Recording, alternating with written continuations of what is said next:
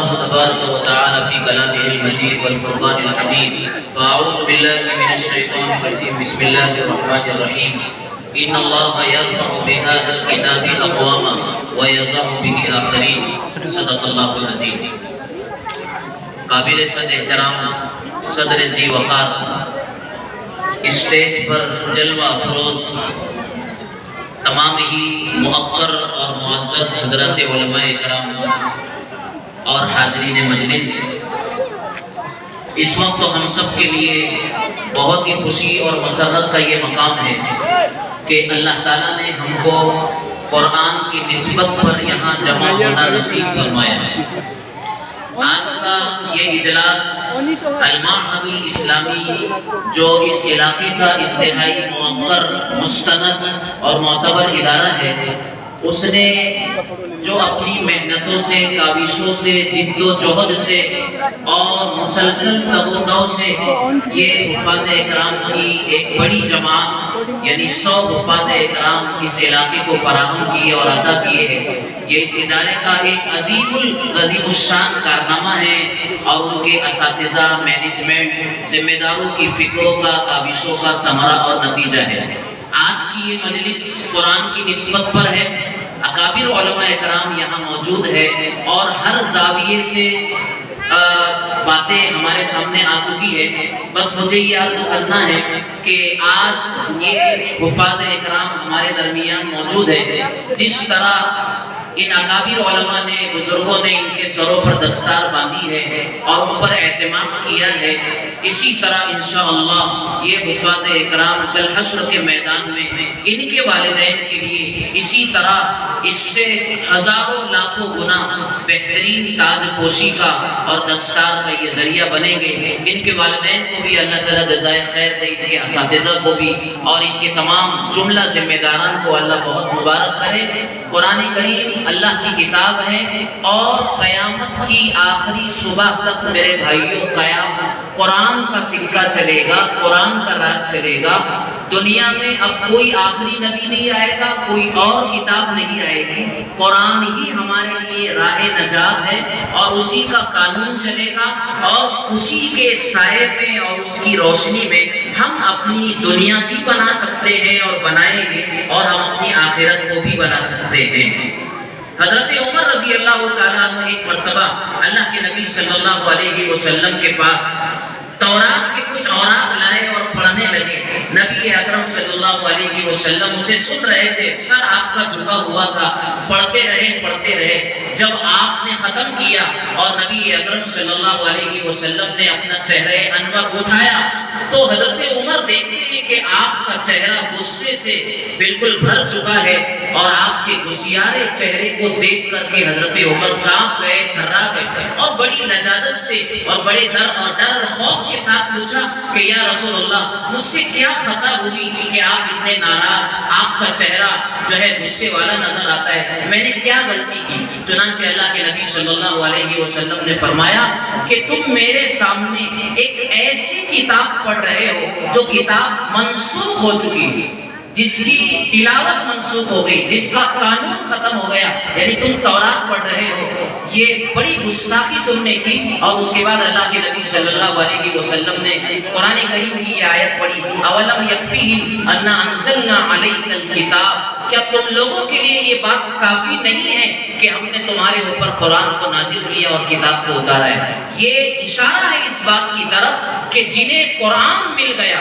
جس امت کو قرآن ملا، جس حافظ کو قرآن ملا، جس عالم کو قرآن مل گیا، اب اس کے آگے کوئی کتاب نہیں ہے، کسی کتاب کا کلچر، کسی کتاب کا قانون، کسی کتاب کا دستور اب نہیں چلے گا، قرآن ہمارے لیے کافی ہے۔ اللہ تعالیٰ نے امت کے ان بچوں کو بڑا ذوق دیا، بڑی ذہانت دی ہے اور بڑی جو ہے کہنا چاہیے کہ قوت حافظہ عطا فرمائی ہے۔ آج ہمارے سامنے یہ 100 بچے حافظ قرآن ہوئے ہیں۔ اللہ کو اپنے کتاب کی حفاظت کا اس زمانے میں، جیسا زمانہ ترقی کر رہا ہے، ٹیکنالوجی آگے بڑھ رہی ہے، دنیا نہ جانے کہاں سے کہاں آنند اور فانند پہنچ رہی ہے، اللہ بھی دنیا کی ترقی کے اعتبار سے حفاظت قرآن کے جلوے اور نقش امت کو دکھا رہے ہیں۔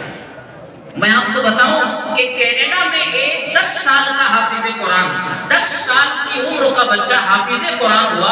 اور نہ صرف وہ حافظ قرآن ہوا بلکہ حافظ قرآن ہونے کے ساتھ ساتھ میں ایک بزرگ حضرات کی توجہ چاہوں گا، وہ حافظ بخاری بھی ہو گیا، حافظ بخاری بھی ہو گیا۔ اور جب کینیڈا میں اس بچے کا اعزاز و اکرام کیا گیا اور ایک مجلس منعقد کی گئی، جیسا کہ آج 100 حفاظ کے اعزاز میں ہماری یہ مجلس منعقد کی گئی، تو اس میں عرب علماء کو بھی دعوت دی گئی۔ جب عرب علماء نے یہ منظر دیکھا کہ ایک 10 سال کی عمر رکھنے والا معصوم ہے، حافظ قرآن بن گیا ہے، اور اسی کے ساتھ بخاری کی دونوں جلدیں بھی اس نے من و عن محفوظ کر لیا اور حافظ بخاری بھی بن گیا، تو سارے علماء عرب اسٹیج سے کھڑے ہو گئے اور کھڑے ہو کر کے بردستہ کہنے لگے این العرب، این العرب، کہ قرآن جس سرزمین عرب پر نازل ہوا، جن جو ہے نسلوں کی اور جن اولادوں کی زبان عربی ہے، جنہوں نے عربی ماؤں کی کوکھ سے جنم لیا ہے، یہ کارنامہ تو ان بچوں کو انجام دینا چاہیے تھا۔ یہ دیان عجم اور گونگے علاقے سے تعلق رکھنے والے اس بچے نے صرف قرآن یاد نہیں کیا بلکہ ہزاروں احادیث کا بخاری شریف کی شکل میں وہ حافظ بن گیا۔ تو کہنے لگے، بڑی حیرت کرنے لگے، اللہ تعالیٰ نے بہت اس امت کے بچوں کو حافظہ دیا ہے، اور اللہ ایسے حیرت انگیز نمونے اس امت کو دکھا رہے ہیں۔ تنزانیہ کا ایک 7.5 سال کی عمر کا بچہ ہے، کتنی عمر؟ 7.5 سال کی عمر کا بچہ ہے، حافظ قرآن ہوا، اور عالمی کمپٹیشن، قرآن کے عالمی مقابلے میں جب اس کو شریک کیا گیا تو وہاں پر اس بچے نے دنیا بھر کے ہزاروں سینکڑوں حفاظ کرام کے مابین پہلی پوزیشن حاصل کی۔ عمر صرف 7.5 برس کی ہے، وہ حافظ قرآن ہوا، عالمی مقابلے میں اس کا 1 نمبر آیا۔ میں نے آیت پاک پڑھی، اللہ اس کتاب کے ذریعے انسانوں کو اٹھاتے ہیں اور اس کتاب کو چھوڑ دینے کی بنیاد پر اللہ ان کو گراتے ہیں۔ میرے بھائیو، آج ہماری پستی کا بہت بڑا سبب یہ ہے کہ ہم قرآن کو چھوڑ بیٹھے ہیں، تلاوت نہیں گھروں میں، اس پر تدبر، اس پر غور کرنے کا وقت نہیں ہمارے پاس۔ بہرحال وقت اب زیادہ ہو گیا ہے، میں بہت جلد اختصار اور ختم کی طرف جا رہا ہوں کہ وہ حافظ قرآن جو تنزانیہ کا تھا، اس کا 1 نمبر آیا، تو اس کو اعزاز کیا ملا؟ اسے سعودی گورنمنٹ نے دعوت دی تھی اعزاز میں، اور اس حافظ قرآن، معصوم حافظ قرآن کے ذریعے سے کعبۃ اللہ کا دروازہ کھل گیا۔ کعبۃ اللہ کا دروازہ اس حافظ قرآن کے ذریعے جو ہے یہ اعزاز اور یہ شرف اللہ تعالیٰ نے اس بچے کو عطا فرمایا ہے۔ تو حفظ قرآن بہت بڑی دولت ہے۔ جامعہ اسلامیہ اشاعت العلوم عقل گوا جو قرآن کی تعلیم، تجوید، ترتیل اور صحت کے حوالے سے نہ صرف ہندوستان میں جو ہے مانا گیا بلکہ دنیا اس کا لوہا مان رہی ہے کہ حضرت مولانا غلام محمد صاحب وستانوی حفظہ اللہ و رعا، اللہ حضرت کو عافیت اور صحت عطا فرمائے، انہوں نے قرآن کریم کی نسبت پر جو کام کیا ہے وہ بہرحال بہت حیرت انگیز ہے۔ حضرت کو قرآن سے ایسا عشق ہے، ایسا تعلق ہے کہ میں نے بارہا یہ دیکھا کہ کسی پروگرام میں حضرت تشریف لائے اور حضرت کے فلائٹ کا ٹائم بالکل قریب ہے اور پروگرام چل رہا ہے، لیکن حضرت سے جب کہا جاتا کہ حفظ قرآن کی مجلس ہے، حفظ قرآن کی مجلس منعقد ہونے والی ہے، 4 بچے، 6 بچے، 5 بچے ہمارے یہاں حضرت حافظ ہو رہے ہیں، آپ اگر تشریف رکھے تو حضرت اپنے فلائٹ کا نظام کینسل کر دیتے اور اس حفظ کی مجلس میں شریک رہتے۔ ابھی دارالقرآن میں پروگرام ہوا، بہت علیل ہے، کمزور ہو چکے ہیں، ڈائلیسس چل رہا ہے، لیکن حفظ دارالقرآن کی مجلس میں تشریف لائے اور ایک جملہ عرض کیا جو میرے لیے یہاں تمام بیٹھے ہوئے اکابر اور تمام علماء اور آپ حضرات کے لیے بھی بڑا جو ہے قابل عبرت ہے۔ کہنے لگے دارالقرآن کے پروگرام میں اور قرآن کی نسبت پر حاضری میری روح کا علاج ہے، میری بیماری کا علاج ہے۔ اللہ تعالیٰ نے ہمیں ایسے بزرگان دین عطا فرمائے ہیں۔ میرے بھائیو، ضرورت اس بات کی ہے کہ ہم قرآن سے وابستہ ہو جائیں، ہم قرآن کو، اس کی تلاوت کو حرز جان بنائیں، اپنے گھروں میں تلاوت کا اہتمام کریں۔ بہت جو ہے بڑی کتاب اللہ تعالیٰ نے ہم کو عطا فرمائی ہے قرآن کریم کی شکل میں، یہ المعہد الاسلامی اور اس کے جیسے نہ جانے کتنے ادارے وہ کام کر رہے ہیں۔ تو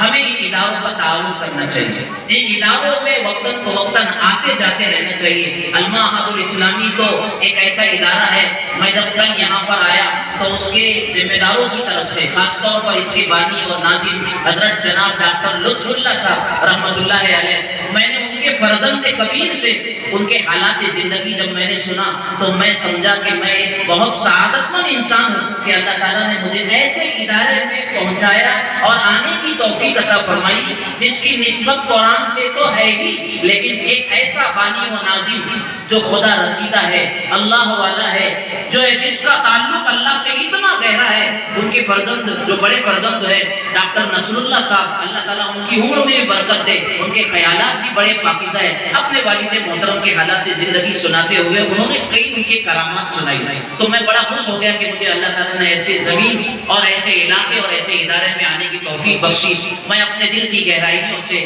اور اپنے عمیق دل کی گہرائیوں سے میں جو ہے ناظم ادارہ قاری آفتاب عالم صاحب اشاعتی، جن کا تعلق بھی الحمدللہ ہمارے جامعہ اسلامیہ اشاعت العلوم ہی کے وہ فیض یافتہ ہیں، میں ان کو مبارکبادی دیتا ہوں۔ ان کے ساتھ جتنے ذمہ دار ڈاکٹر نصر اللہ صاحب ہے، اور میں سب کے نام تو نہیں جانتا، جتنی ٹیم ان کے ساتھ کام کر رہی ہے، میں اتنی بڑی دولت کے حاصل ہونے پر، اتنے بڑے کارنامے پر میں اپنے دل کی گہرائیوں سے ان تمام اساتذہ کو، ذمہ داروں کو اور تمام جو ہے آپ تمام احباب کو دل کی گہرائیوں سے مبارکبادی پیش کرتا ہوں۔ مجھے تو باتیں بہت ساری کرنی تھی، لیکن وقت کی نزاکت اب اس کی اجازت نہیں دیتی ہے، اور ویسے بھی یہ بڑی جسارت ہوگی کہ میں ان اکابر علماء کے سامنے کوئی لمبی گفتگو کروں۔ بہرحال اگر وقت ہوتا تو کرتا بھی، اللہ تعالیٰ میری حاضری کو بھی قبول فرمائے، اس اجلاس کو ہم سب کے لیے ذخیرہ آخرت فرمائے، اس ادارے کو اللہ تعالیٰ دن دوگنی رات چوگنی ترقیات سے مالا مال فرمائے، اور اس کی جملہ ضروریات کا اللہ اپنے خزانے سے تکفل فرمائے۔ وآخر دعوانا الحمدللہ رب العالمین۔